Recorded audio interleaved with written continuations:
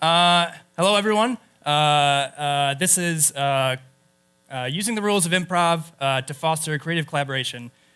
Before I get started, I just wanted to give thanks all of you for being here. And thanks to Heidi and Aaron and Dooley and all the organizers and volunteers. This is a super cool thing that we all get to be a part of, and it's a ton of work. So give it up for those guys, please.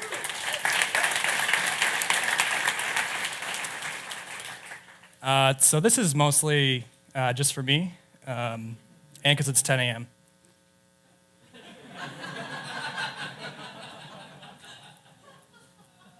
All right, cool. Anyways, my name is Shawn Golden. I am a designer at Detroit Labs.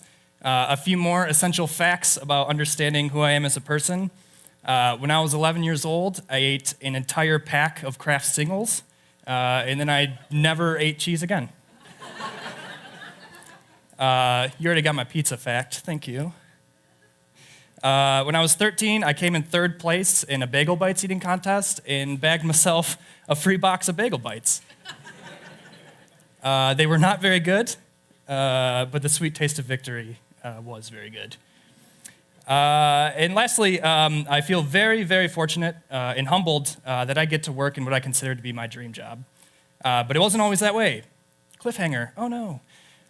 So this is a very technical diagram showing my career fulfillment over time on a scale of 0 to 100% happiness. Oliver helped me out with this. There's like 6 billion data points.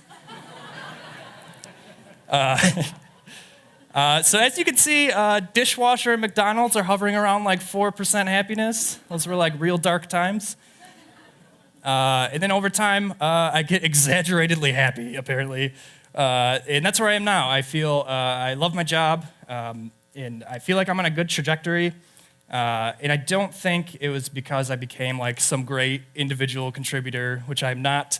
I think it's because I learned to work with other people. I learned to collaborate. So what happened? I started taking improv classes, which was not easy to sign up for.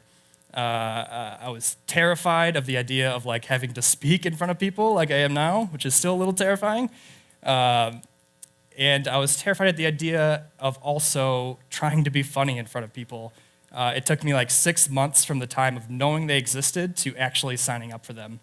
And I have something very special for you guys. It's an actual video of me signing up for improv classes. So that's me.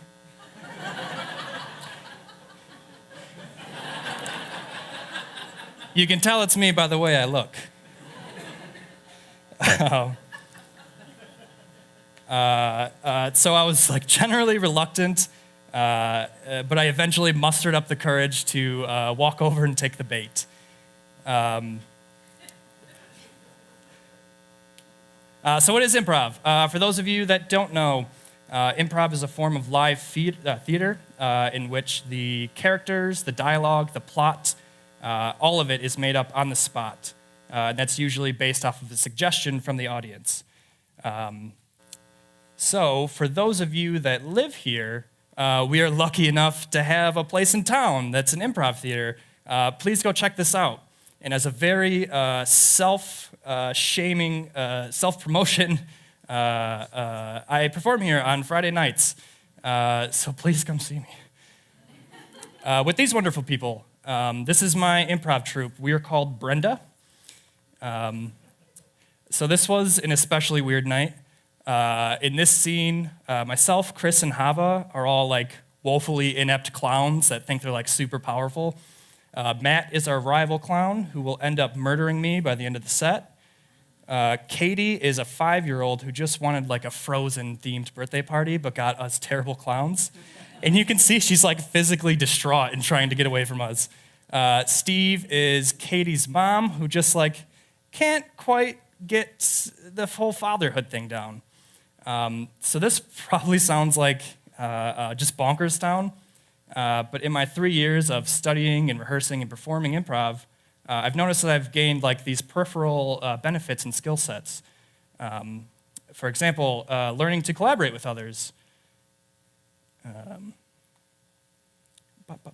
Learning to give myself and others more opportunities to be creative and be more innovative. Really listening to others, more on that later. Accepting failure, oh God, accepting failure. There's been so many nights of trying to pull off a joke met with just like the most pure silence you could ever imagine. Like the kind of silence you get like 600 feet below ground in a cave, and the cave is insulated with like soundproofing foam. On top of that, there's like a gigantic mountain, which is also insulated with soundproofing foam.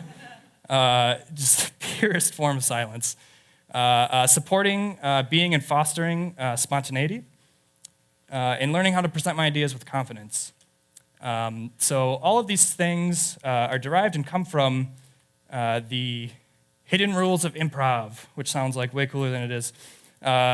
Beneath the surface of every improv scene, we the performers all agree on a particular set of rules.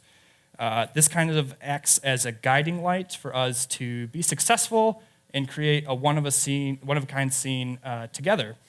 And these rules can be applied to our personal and professional lives, and they're particularly helpful when working together with more people toward a common goal.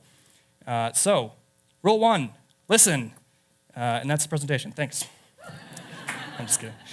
As improvisers, we know that if we don't listen to each other, the scene is not going to go anywhere. It'd be madness.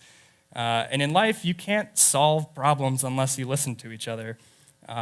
It's such a basic tenet of interpersonal relationships that we very often forget about. And I mean, like, really listening, listening to understand, not to respond. I think we all have the tendency to focus on ourselves, our own emotions, our own reactions, our own public performance. And listening helps give that focus away to other people.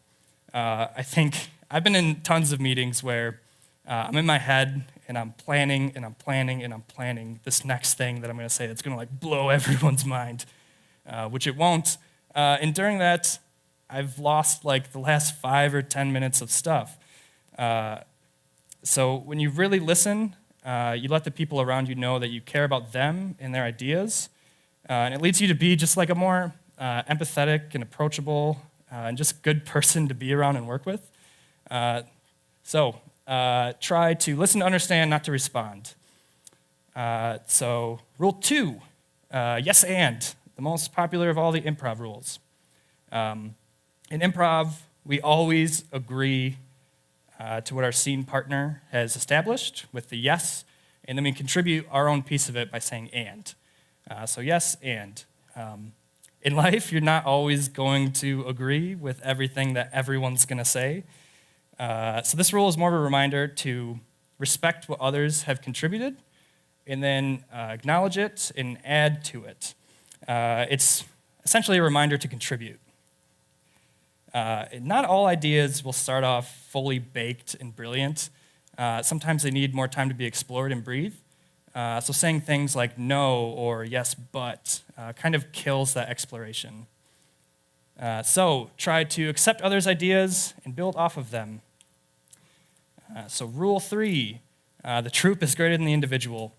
In improv, we know that an individual can't do it all. We respect that an individual has a unique contribution to the group, and we focus on what we can build together as a group. And we support each other no matter what.